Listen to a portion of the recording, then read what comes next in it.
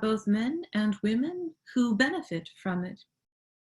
Although the white man, he says, on 3016 had indeed brought a lunatic religion, he'd also built a trading store. And for the first time, palm oil and kernel became things of great price, and much money flowed into Mofia. So are we uneasy about the introduction of capitalism in trade, or do we see this as something positive? So there's a great deal of conflict and a great deal of potential benefit between the new English settlers and the local Nigerian population. And by the time we get to 3022, it's actually heating up, literally, and a church is burned down. But in the middle of 3022, despite the violence and uneasiness on both sides, the two sides are in a cool relationship to each other. And we're told, and for the moment, the spirit of the clan was pacified.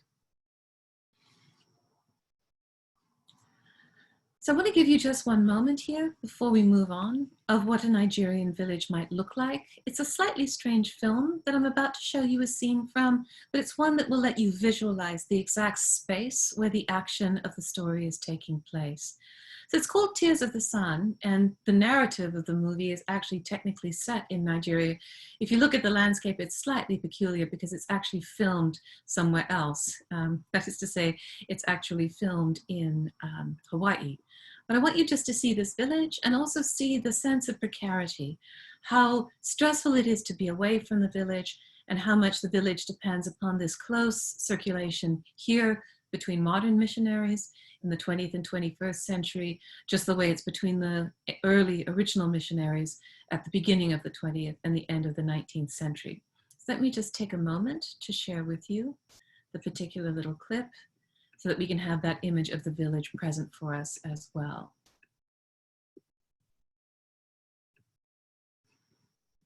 You can see more of the clip on your own if you wish.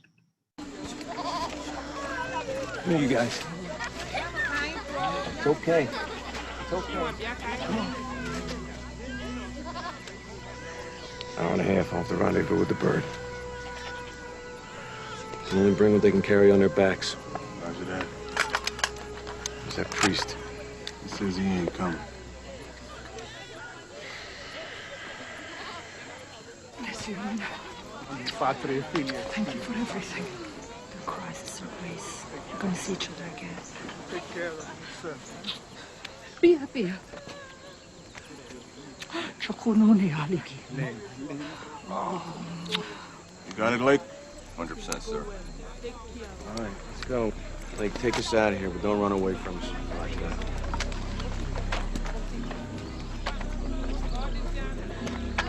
Keep 'em moving. Keep 'em moving. Come on. Keep 'em moving slow. Get her out of there. Come on. Hey, come on, let's go.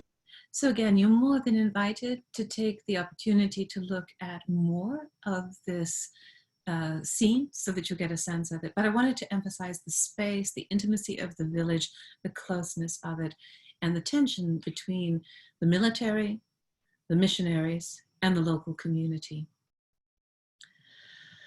So the denouement, the ending of the story, hinges around something very specific. There's a sense that actually the burning down of the church wasn't acceptable. 6 men are picked up by the local English colonial government, and it is demanded, this is on page 3024, it is demanded that the local village pay a kind of bail, pay a kind of ransom for the 6 men who have been put into custody. And the amount of sum that they're being asked for, 250 bags of cowries, is a great deal. We already know that Okonkwo does not believe this is fair. Earlier on page 3024, he very simply says, "We should have killed the white man if you'd listened to me." So things are heating up and getting more and more difficult. And the decision is made by the district commissioner, the English colonial governor, that he needs to send a messenger, someone to negotiate between the two sides. I mean, I need to mention, perhaps it's obvious, but I want to mention, a messenger is a sacred person. They take great risk. They will cross a battlefield. They will go into an enemy camp or into an enemy village. The reason they're able to do this, of course, is because they are promised absolute safety. Any messenger is protected not only by the one who sends, but also by the one who receives. So I want to mention that just as we move into it. Okonkwo is not doing well, and his anger and his exile have harmed not just himself, but his family. We're told at the bottom of 3024 that his deserted homestead is like a place where cold water has been poured on so that nothing feels alive and nothing feels healthy.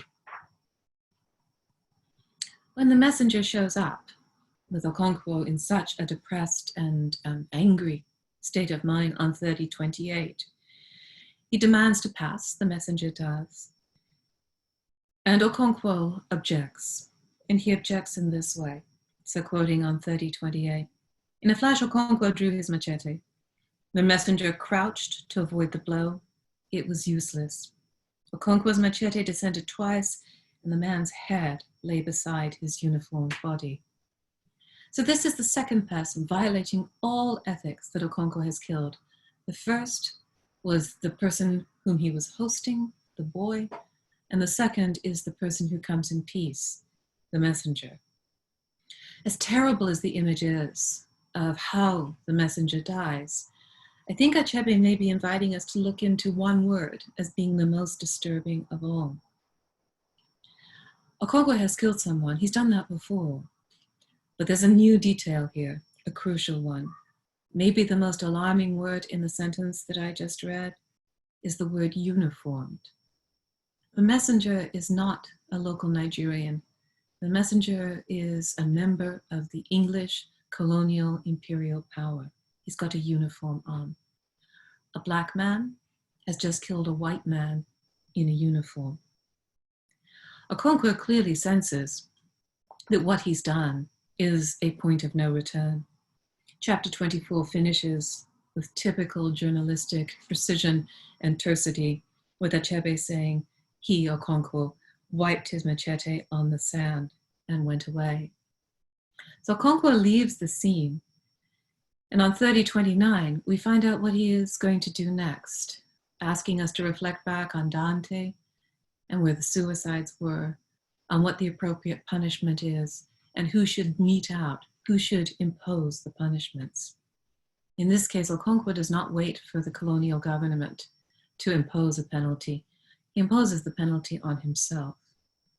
So on 3029, Achebe says, there was a small bush behind Okonkwo's compound. The only opening in this bush from the compound was a little round hole in the red earth wall through which the fowls went in and out in their endless search for food. The hole would not let a single man through. It was to this brush that Obireka led the commissioner and his men. They skirted around the compound, keeping close to the wall. The only sound they made was their feet as they crushed the dry leaves.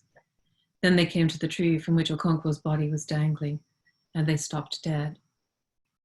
In terms of the novel, Okonkwo kills himself, but Achebe, as disturbing as that image is inherently, in terms of the story, Achebe is asking us to reflect on an image that is sadly as familiar in the United States as it is in Africa, a hanged African black man.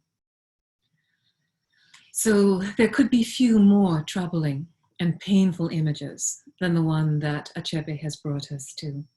But he has one last thing he wants to do. He wants to ask us to think about the story we've just been reading and whether we wish we'd heard it or whether we wish he had not.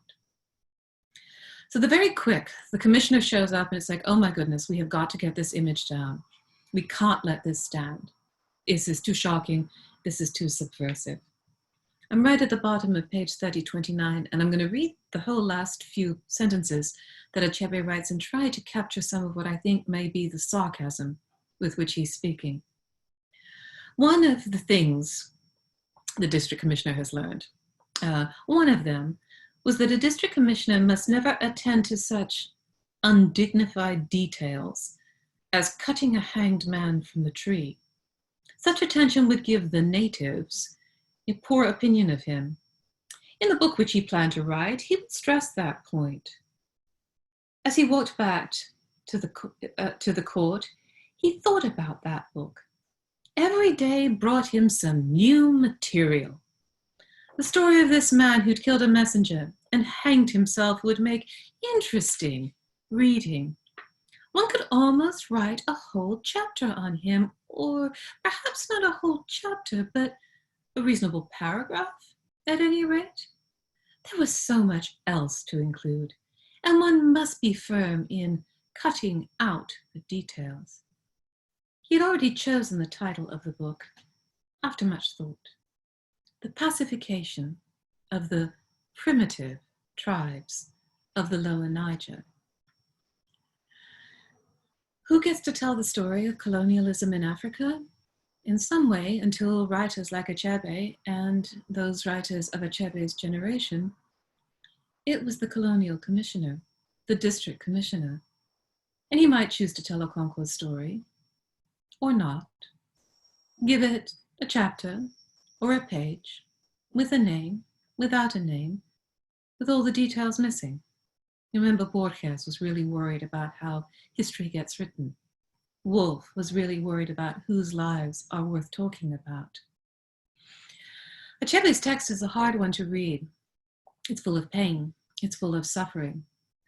But the thought I'd like to leave you with, because things are hard now, and I don't want to leave you only with the stark image of Okonkwo's suicide and his misery, is the fact that by the middle of the 20th century, a Nigerian writer like Achebe was able to undo the work of the way history had been distorted, to create an engagement with Okonkwo, who is fictional, not even real, that allows us to re-access all the stories, all the proper names that belong in history books, on war memorials, and in our collective global memory. As painful as Okonkwo's story is, it is one of those texts, and there are a number on the syllabus, that celebrates what a writer can do. And yes, Achebe was an amazing journalist, and he was an activist as well. But his text, Things Fall Apart, suggests that a great work of imaginative fiction is one that can revise, recuperate, restore, and change our view of history. Our last writer for Thursday will be Gabriel Garcia Marquez. And I've got a couple of stories. I picked him because of the UT connection, which I'll chat about a little bit, but I picked him because he actually moves. A Colombian writer who writes as a Colombian and then moves to Mexico, where he writes about his experience of living in Mexico, and his archive lives here with us, or wherever you are, but here at University of Texas at Austin. So I wish you as much calm and peace and quiet and good health, and even maybe a few moments of joy until we have a chance to connect again in a couple of days. Take care, and thank you for your attention. Bye-bye.